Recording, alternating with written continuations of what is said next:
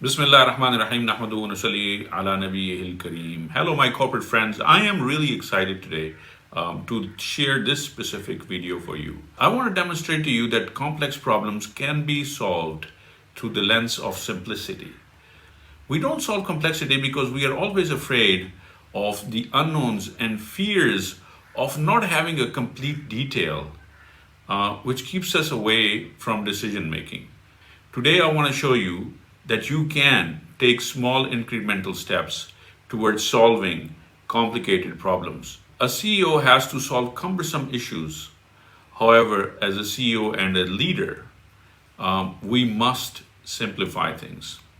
I have learned this art over the years of my professional life. When people get stuck in a cumbersome situation, they waste a lot of time. And may I suggest to you today that you simplify decision making and not worry about the complexity during such circumstances. So, what this will do for you, the $1,000,000 question, why is it that we should, believe in what I'm saying?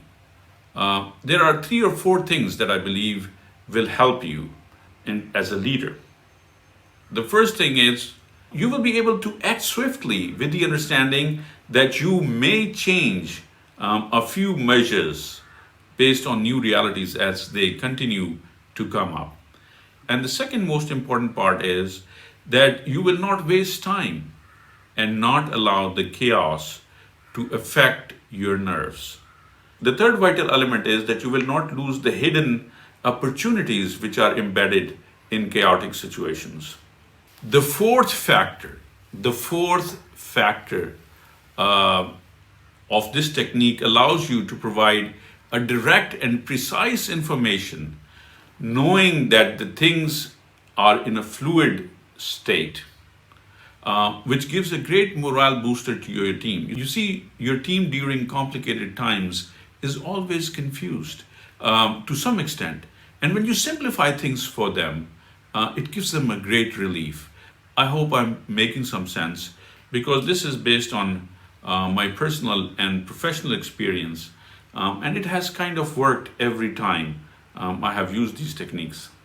I will give you an example of my own accident when I got paralyzed from the neck down. Obviously, it was a big shock, but I had to adjust. I had to look at the gigantic problem, but had to simplify it for myself. I could not deal with it from all sides, such as my fears, anxieties, trauma, stress, loss of hope, and loss of opportunities, future of my marriage, my job, the changing attitude of people, and so much more. The first thing I did was not to rush through situation, but rather feel and assess and create a response that was not hasty. You see, many of us want to create quick responses. The first thing I did I did not create any hasty response. And this kind of helped me cool down and build my perspective. I wanted to listen to my pain and my suffering and my tarnished reality. And that was the simple goal. That was the simple goal. It led me to a new realization. You see, these small steps, see how they are incrementally changing my attitude. It led me to new realization that not all is lost and that there is so much to live for. The fact that I'm still breathing, surrounded by my family and dear friends, and simply enjoying those moments with them became the real objective at this stage. As I moved to the third month, I had the realization, and it dawned on me to a greater extent, that my situation is going to be permanent for a foreseeable future. The simple objective at this stage for me was to simply cope up with this reality. I tried not to allow my negative thoughts, my chatter, to pull me down. I took small measures daily to control my life and my emotions. The next recognition, which came into my mind in the 5th month, was the fact that I would have to carry on my own weight, my own responsibilities, and carve out a new life for myself and my family, I started looking at my past experiences and the new set of capabilities required to earn a living. And I wanted to provide a happy and fulfilling life for myself and my family. I looked at my passion, my new objectives, my strengths, and ultimately my new vision to help me move forward. The simple question was how to stand out in the prevailing circumstances. What kind of value could I create? What kind of problems I can solve? And how I can assist humanity? And am I vested in this for the rest of my life? And can I keep it exciting? You see, these are very fundamental, basic, but important questions. And when you rush through this, you are unable to answer them. A leader has to make decisions. And this is where I created Niaz Malik Consultants, which helps individuals and organizations deal with uncertainty and growth challenges and develop a mindset that does not take no for an answer. I use all that I have around me to carry on with my life affairs. This meant that I had to make drastic changes, which included innovation, use of technology, and a consistent discipline to start pulling things together. And it started to make a lot of sense.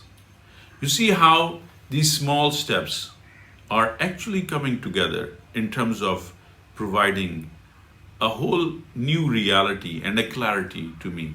So the point that I'm trying to make to you is that throughout this chaotic and highly volatile situation, I kept taking small steps forward, which kept things exciting for me despite all the disappointments.